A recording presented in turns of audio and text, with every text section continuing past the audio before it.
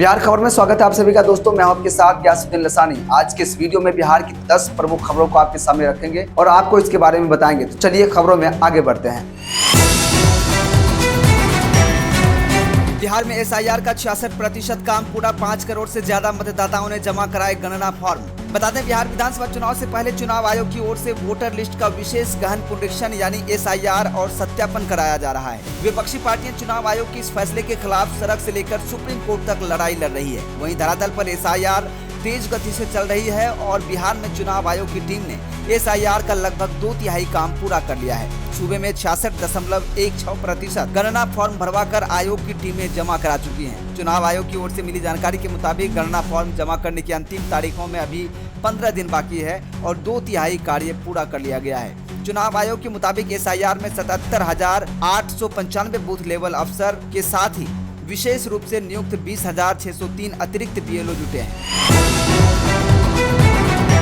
तेजस्वी भैया बने मुख्यमंत्री, बेटे इराज के लिए किन्नरों ने बरसाया प्यार और आशीर्वाद। बता दें, पटना में लालू प्रसाद यादव के आवास पर शुक्रवार को भावनाओं और आशीर्वाद का अनोखा दृश्य देखने को मिला। यहाँ किन्नर समाज की एक बड़ी टोली तेजस्वी यादव के नवजात बेटे इराज यादव को आशीर्वाद देने पहुंचे।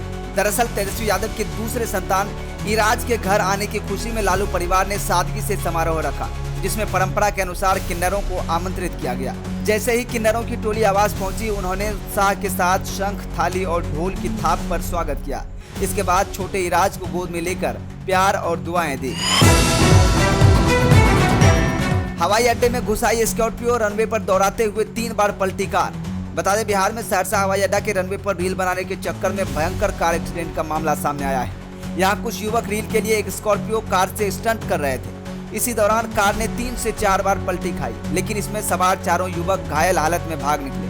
शुक्रवार की सुबह सहरसा हवाई अड्डे पर सैर करने वाले महिला और पुरुषों की भीड़ थी। युवक और युवतियां व्यायाम करने में व्यस्त थे। तभी परिसर में एक काले रंग की स्कॉर्पियो घुसी और रनवे पर स्टंट करते हुए रील बनाना शुरू कर दिया। उनकी स्टंटबाजी देख वहां टहल रहे लोगों ने रनवे से दूरी बना ली और देखते ही देखते स्कॉर्पियो ने 3-4 पलटी मारी, फिर रनवे पर ही सीधी खड़ी हो गई। गाड़ी बाहर से तो चकनाचूर हो गई, अंदर भी काफी नुकसान दिख रहा है। इस बीच स्कॉर्पियो पर सवार चारों लड़के गाड़ी छोड़कर कब वहां से लापता हुए किसी को पता भी नहीं चला। क्या चिराग और जीतनराम मांझी ही बिहार में दलित वोटों के सबसे बड़े दावेदार हैं? आंकड़े देखिए क्या कहते हैं। बिहार में विधानसभा चुनाव की घड़ी अब करीब आ रही है। अक्टूबर-नवंबर तक सूबे में विधानसभा चुनाव होने हैं और चुनावों से पहले राजनीतिक दलों में गठबंधनों में दलित मतदाताओं को अपने पाले में लाने के लिए संकेतों और संदेशों की सियासत की होड़ लगी हुई है। विपक्षी राष्ट्रीय जनता दल RJD ने लालू प्रसाद यादव के 78वें जन्मदिवस पर दलित बस्तियों में पहुंचकर केक काटे और भोज आयोजित किया। बच्चों के बीच कॉपी, किताब और कलम बांटे। तो वहीं कांग्रेस ने राजेश राम के रूप में दलित चेहरे को प्रदेश अध्यक्ष बना दिया। वहीं सत्ताधारी राष्ट्रीय जनतांत्रिक गठबंधन यानी NDA की 2 बड़ी पार्टियां भारतीय जनता पार्टी, BJP और जनता दल यूनाइटेड भी दलित पॉलिटिक्स की पिच पर एक्टिव हैं।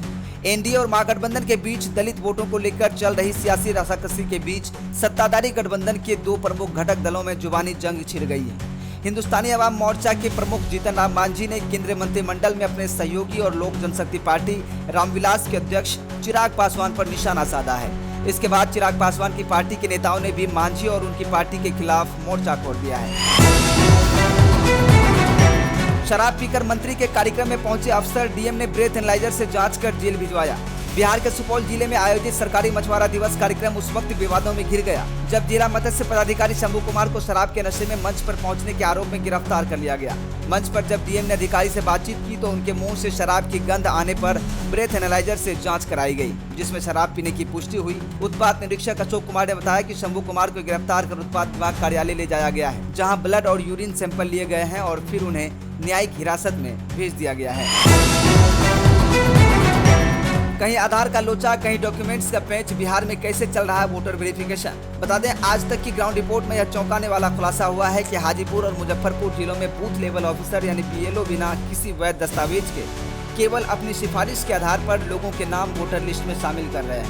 यह सब तब हो रहा है जब सुप्रीम कोर्ट इस पूरी प्रक्रिया पर निगरानी रख रहा है और दस्तावेजों की अनिवार्यता व प्रक्रिया की पारदर्शिता को लेकर गंभीर टिप्पणियां कर चुका है।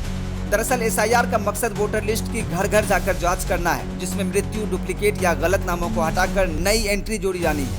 यह प्रक्रिया वर्ष 2003 की मतदाता सूची और नवीनतम रिकॉर्ड के आधार पर चल रही है। बीएलओ को निर्देश दिया गया है कि वे दस्तावेज लेकर ही किसी व्यक्ति के नाम की एंट्री करें, लेकिन आज तक की टीम ने पाया कि जमीनी स्तर पर यह नियम अब केवल औपचारिकता बनकर रह गया है। हाजीपुर में एक बीएलओ ने बताया, पहले हमें कहा गया था कि बिना दस्तावेज के फॉर्म न लें, लेकिन अब निर्देश है कि फॉर्म पहले ले लो, दस्तावेज बाद में ले लेंगे। भाजपा और आरएसएस का चपरासी बन गया है चुनाव आयोग। वोटर लिस्ट वेरिफिकेशन पर बोले पप्पू यादव। बांका जिले के कटोरिया जाने के क्रम में पूर्णिया से सांसद राजेश रंजन और पप्पू यादव का झाझा में भव्य स्वागत किया गया। मीडिया से बातचीत के दौरान सांसद ने भाजपा और चुनाव आयोग पर तीखा हमला बोला। उन्होंने कहा कि वोटर वेरिफिकेशन के नाम पर बिहार के 92% लोगों के वोटिंग अधिकारों पर हमला किया जा रहा है। 2.5 लाख बिहार के लोग आज देश के अलग अलग हिस्सों में काम कर रहे हैं, उनका सर्वे कैसे होगा। सांसद ने कहा कि आधार कार्ड जो भाजपा का ड्रीम प्रोजेक्ट था, अब उसको अमान्य बता रहे हैं। सुप्रीम कोर्ट ने आधार और राशन कार्ड को मान्यता दी है, लेकिन चुनाव आयोग इसे खारिज कर रहा है। पप्पू यादव ने कहा कि आयोग किसी काम का नहीं है, यह भाजपा और आरएसएस का चपरासी बन चुका है। पीछे के दरवाजे से भाजपा को सत्ता दिलाने की साजिश हो रही है, लेकिन हम ऐसा नहीं होने देंगे। 21 जुलाई से संसद नहीं चलने देंगे। सुप्रीम कोर्ट पर हमें पूरा भरोसा है और हम 12 करोड़ 90 लाख बिहारियों का विश्वास टूटने नहीं देंगे। एसएसबी ने शुरू किया निःशुल्क कंप्यूटर प्रशिक्षण कार्यक्रम, युवाओं को डिजिटल से जोड़ने का लक्ष्य।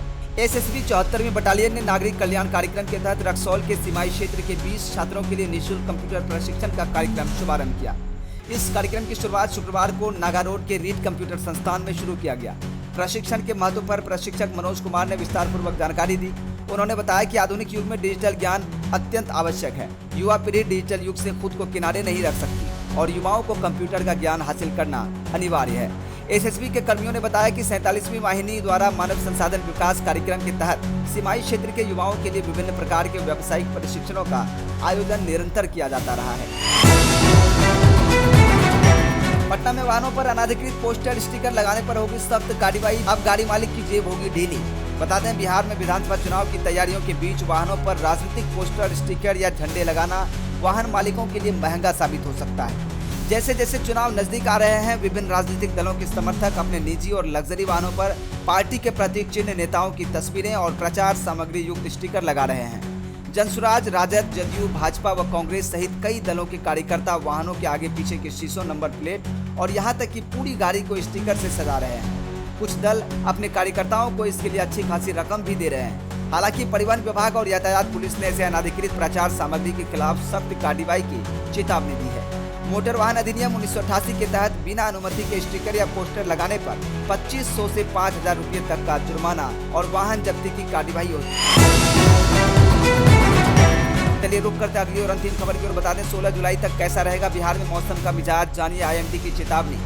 बिहार में मानसून एक बार फिर से एक्टिव हो रहा है। पिछले कुछ दिनों से जिलों में मौसम का मिजाज बदला हुआ है। कई जिलों में हल्की बारिश हो रही है तो वहीं कई जिलों में सिर्फ काले बादल जा रहे हैं। ऐसे में आज से सावन की शुरुआत भी हो गई है। इसी बीच मौसम विभाग की ओर से 16 जुलाई तक के लिए चेतावनी जारी कर दी गई है। मौसम विभाग की माने तो 16 जुलाई तक बिहार के विभिन्न हिस्सों में हल्की बारिश के साथ वज्रपात की चेतावनी जारी की गई है। मौसम विभाग के मुताबिक आज उत्तर पश्चिम बिहार, उत्तर मध्य बिहार, उत्तर पूर्व बिहार, दक्षिण पश्चिम बिहार, दक्षिण मध्य और दक्षिण पूर्व बिहार में बारिश के आसार जताए गए थे। तो वहीं 12 जुलाई को उत्तर मध्य बिहार को छोड़कर पूरे बिहार में बारिश को लेकर संभावना जताई गई है। वहीं मौसम में परिवर्तन को लेकर विभाग की ओर से यह वजह बताई गई है कि बंगाल की खाड़ी में निम्न दबाव का क्षेत्र बनने की संभावना है। इसी प्रभाव के कारण 16 जुलाई के बाद से मानसूनी ट्रफ लाइन बिहार की ओर शिफ्ट होगी। ट्रफ लाइन के एक्टिव होते ही पूरे राज्य में बारिश की संभावना है।